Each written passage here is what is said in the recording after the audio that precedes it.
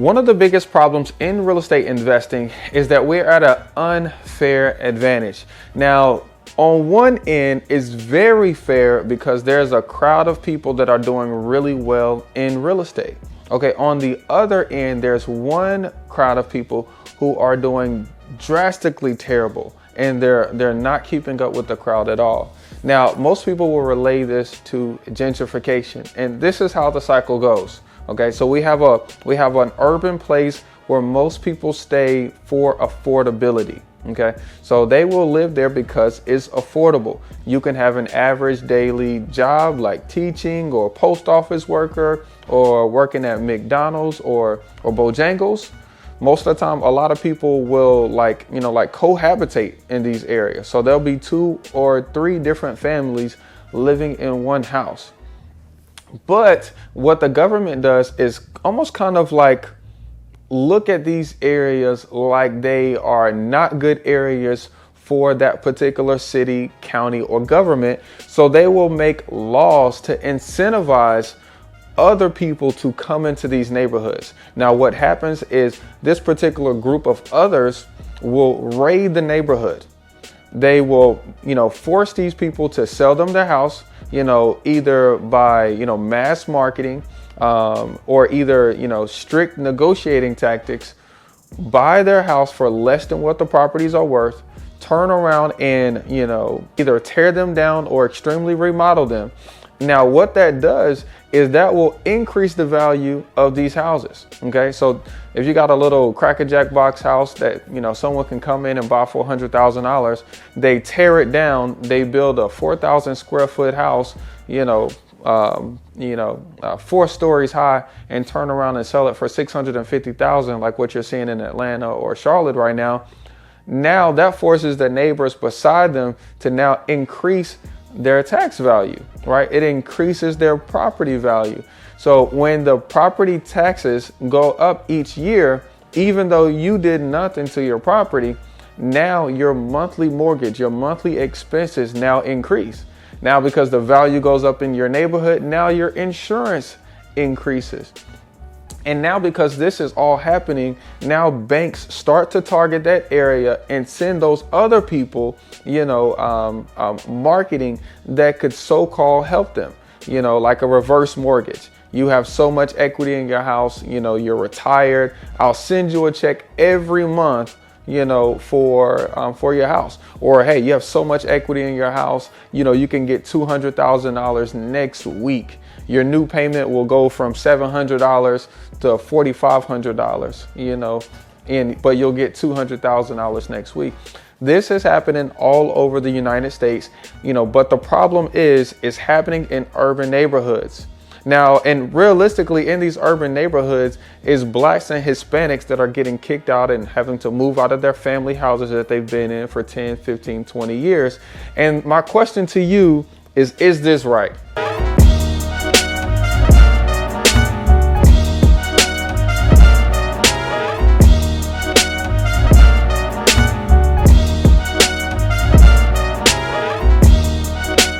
What's up, guys? It's your boy Sawan Belcher. This is me taking action right here on YouTube. Go ahead and like and subscribe if you want to get information like this. I actually show you guys through a weekly newsletter, so just click my website and you can get our free purchase agreement. But I show you guys how to find real estate, buy it and control it with none of your own money. Okay, and that's what we're talking about today.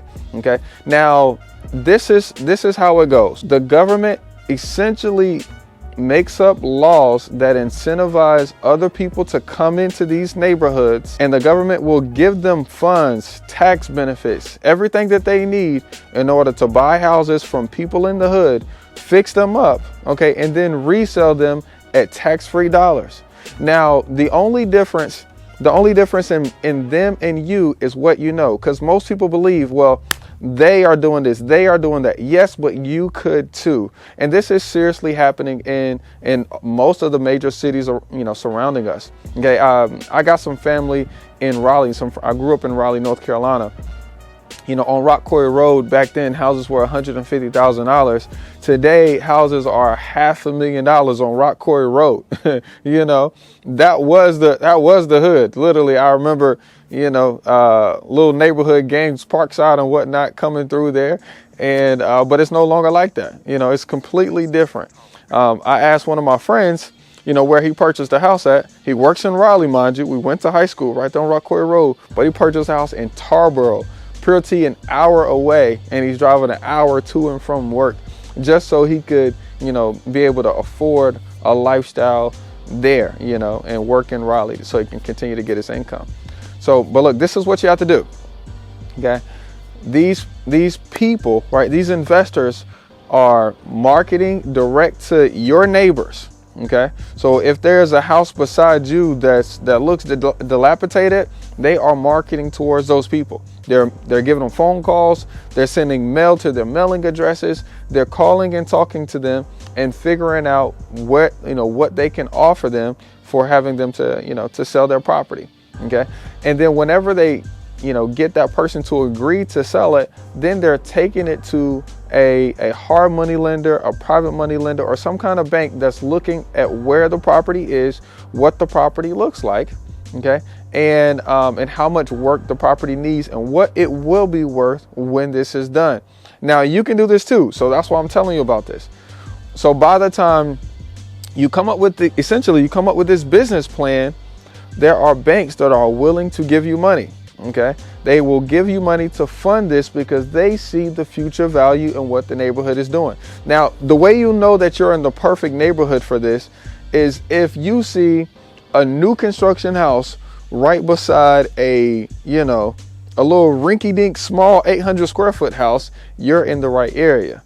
If on one side of the bridge you see, gang violence, they're shooting, but you go, cross the bridge, let's call it a mile and a half or less, and then you see, all renovated homes, that little small rinky-dink, neighborhood is up next. And so if you see that, those are the areas that's being targeted. Now, there's nothing we can do to stop it. So I don't want you to say, I don't want you to start canvassing neighborhoods or telling people that they're gentrifiers. That's not the answer. The answer here is to figure out exactly what they're doing. They're marketing direct to those people who own those properties. They're coming up with business plans, figuring out how much they can purchase the property for, how much they can rehab it for, and coming up with some good intelligent evidence of how much the properties will be worth after this is done. And then they're taking that business plan to banks, private money, and hard money guys. And so that way they can actually execute that plan. Now, the thing is, when you learn how to do this, you will end up owning the block. Okay? You that look like us, we can own the block. And now the good news after that is, once we own one house on the block, we can now rent it to our people, right? Once we now own that particular property, we can now sell it to our people. We can show those people how you just did it, how we can buy back our own block. And that's the coolest part. Now, if you say, well, there's no way I can do this, then you're just contributing to this continuing to rise, all right? This continuing to happen. If you take it upon yourself and use this video and use this channel to say, hey, I'm going to learn how to do this, so that way I can save my grandmama's house, so that way I can have a house for Dede and Ray Ray down the street, so I can have a house that I use as an office on Florida Street. Shout out to everybody on Florida Street. Okay. Then you will be the person that changes your family's lives forever. Okay, so look, I want you guys to go ahead and do yourself a favor. Go ahead and subscribe and like, and check out this next video right here that shows you how to market to these homeowners so that way you can start buying back your block.